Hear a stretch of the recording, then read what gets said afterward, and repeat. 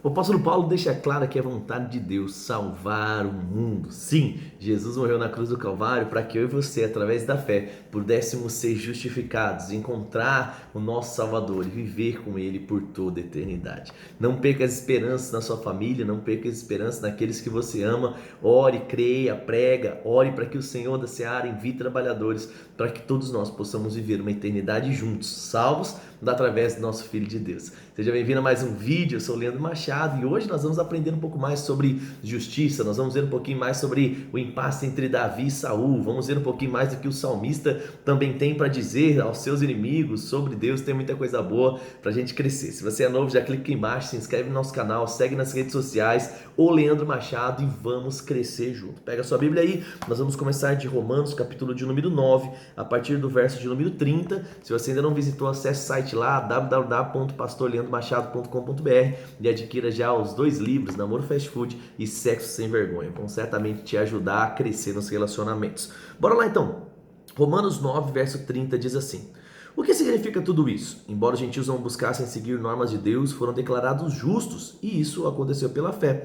Já o povo de Israel, que se esforçou tanto para cumprir a lei a fim de se tornar justo, nunca teve sucesso. Por que não? Porque tentaram se tornar justos por meio de suas obras e não pela fé. Tropeçaram na grande pedra em seu caminho, e a esse respeito as Escrituras afirmam: põe em Sião sua pedra que os faz tropeçar, uma rocha que os faz cair, mas quem confiar nele jamais será envergonhado. Quem confiar em Deus jamais será envergonhado. Escreve aqui para mim já: eu confio em Deus. Bora lá agora, Romanos 10, verso 1, e ele vai dizer: irmãos, o desejo do meu coração e a minha oração a Deus é que o povo de Israel seja salvo. Sei da dedicação deles por Deus, mas é entusiasmo sem entendimento. Pois não entendendo a maneira como Deus declara pessoas justas diante dele, apegam-se ao seu próprio modo de se tornar justo, tendendo a seguir a lei e recusam a maneira de Deus. Pois Cristo é o propósito para o qual a lei foi feita.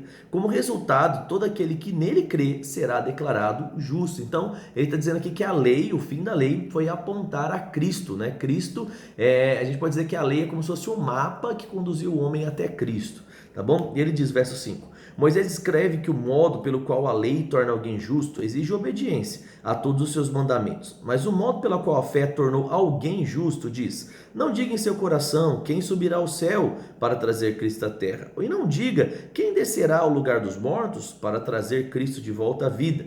Na verdade, diz: a mensagem está perto de ti, em seus lábios e em seu coração. Essa é a mesma mensagem que anunciamos a respeito da fé. Se você declarar com a sua boca que Jesus Cristo é o Senhor e crer em seu coração que Deus ressuscitou dentre os mortos, você será salvo. Pois é crendo com o coração que você é declarado justo, e declarando com a boca que você é salvo. Como dizem as Escrituras, quem confiar nele jamais será envergonhado. Nesse sentido, não há diferença entre judeus e gentios, uma vez que ambos têm o mesmo Senhor, que abençoa generosamente todos os que invocam, pois todo aquele que invocar o nome do Senhor será salvo. Mas como poderão invocá-lo se não creram nele? Como crerão se ninguém ouviu a respeito? E como ouvirão a respeito se ninguém falou? E como alguém falará se não for enviado? Por isso as Escrituras dizem: como são belos os pés dos mensageiros que trazem boas novas. Nem todos, porém, aceitam as boas novas, pois o profeta Isaías disse: Senhor, quem creu em nossa mensagem? Portanto, a fé vem por ouvir e ouvir as mesmas boas novas a respeito de Cristo. Mas eu pergunto, o povo de Israel ouviu de fato a mensagem? Sim, eles ouviram. Sua mensagem chegou a toda a terra e as suas palavras alcançaram o fim do mundo.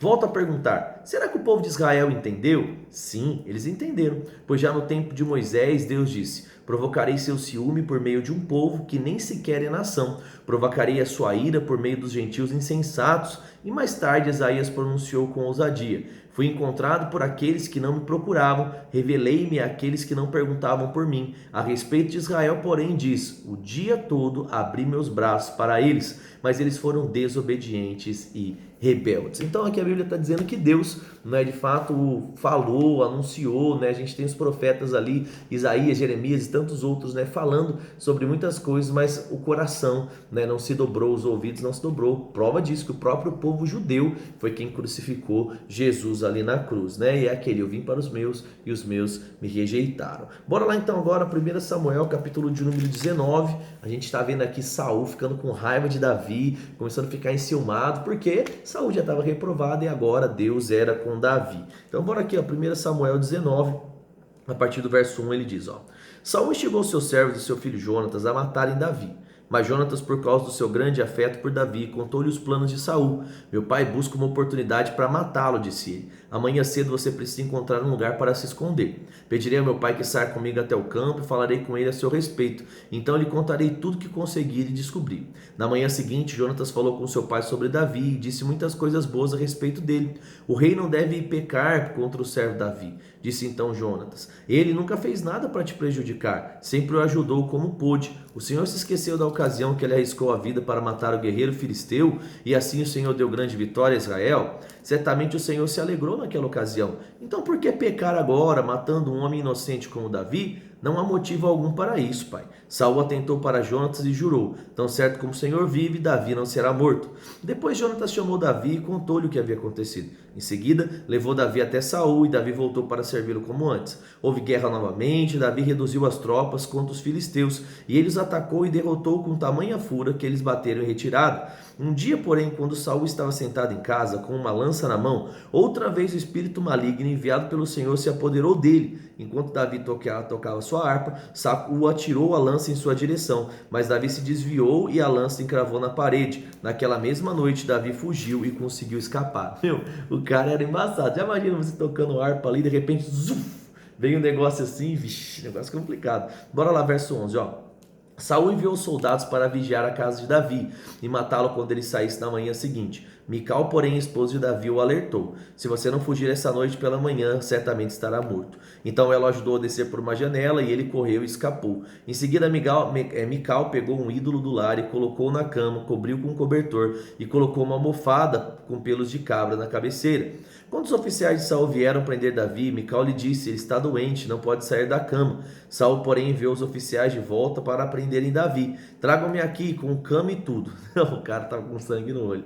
Não é para que eu mate. Ordenou, pois. Mas quando chegaram para levar Davi, descobriram que na cama havia apenas um ídolo do lar, com uma almofada e pelos de cabra na cabeceira. Saul perguntou a Mical: por que você me traiu e deixou meu inimigo escapar? Fui obrigado a deixá-lo fugir, respondeu Mical. Ele ameaçou me matar se eu não ajudasse. Assim Davi escapou e foi até Ramá para se encontrar com Samuel e contou-lhe tudo o que Saul havia feito. Então Davi foi morar com Samuel em Naiote. Quando Saul foi informado de que Davi estava em Naiote, em Ramá, enviou oficiais para prenderem ele. Chegando lá, viram Samuel à frente de um grupo de profetas que profetizavam. Então o Espírito de Deus se apoderou dos oficiais de Saul e eles também começaram a profetizar. Quando Saul ouviu o que havia acontecido, enviou outros oficiais, mas eles também profetizaram. Na mesma coisa aconteceu com o terceiro grupo e por fim o próprio Saul foi a Ramá e chegou ao grande posto num lugar chamado Seco. Onde estão Samuel e Davi? Perguntou ele. Alguém informou: estão em Naiote, em Ramá. Mas no caminho de Naiote, em Ramá, o Espírito de Deus veio até mesmo sobre Saul, e ele também profetizou até chegar a Naiote. Saul rasgou suas vestes e despido, deitou-se no chão o dia todo e a noite toda, profetizando na presença de Samuel, porque isso surgiu o ditado então popular: acaso Saul também é profeta? Gente, olha que coisa louca. Eles estavam tão cheios de Deus, mas tão cheios de Deus operando ali, né, que a todo mundo que vinha, ia, se convertia, assim, entre aspas, a gente pode dizer, não é? Tinha que se render àquela presença poderosa. Uau, que coisa linda, né? Bora lá, Salmo 64 agora. Ele diz assim, ó, então vamos lá ler o título, ó. Ao regente do coral, Salmo de Davi, o verso 1.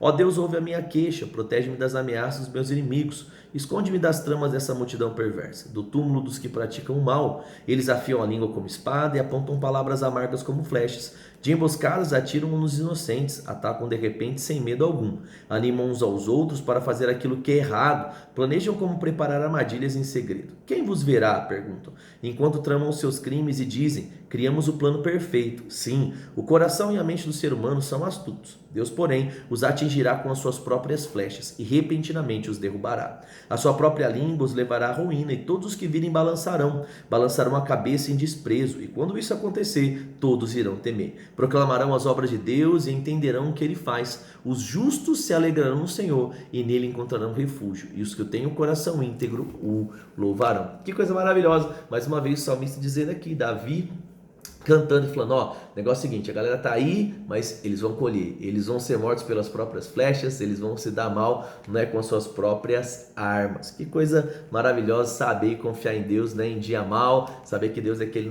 que nos livra, como Deus estava livrando Davi das garras de Saul, né, e assim também em cada momento da nossa vida, como nós já vimos acontecendo e ainda vamos ver. Vamos orar? Pai, eu quero te agradecer pela sua fidelidade, obrigado porque até aqui o Senhor tem nos ajudado. Como é bom saber que o Senhor não muda. E assim como o Senhor, Pai, foi fiel na sua palavra, cuidando da vida de Davi, cuidando de Paulo, cuidando, Pai, de cada homem e mulher ao longo de toda a história, Pai, sendo preservado, alimentado, inspirado, direcionado. Eu oro para que nesses dias o Senhor continue a agir sobre as nossas vidas, para que o teu santo nome seja exaltado. Eu te agradeço por tudo mesmo que o Senhor já fez, mas ainda vai fazer na vida dos meus irmãos. Pai, no nome de Jesus. Amém. Escreve aqui embaixo o que é que Deus falou no seu coração. Escreve que Deus é fiel, Deus não muda, Deus não falha. O que Deus falou com você no vídeo de hoje? Escreve aqui embaixo, tenho certeza que você vai inspirar outras pessoas com o seu comentário. Deixa o like aqui, compartilha o vídeo com alguém que você ama e eu te espero amanhã no nosso dia 156. Um grande abraço, fique com Deus e tchau, tchau.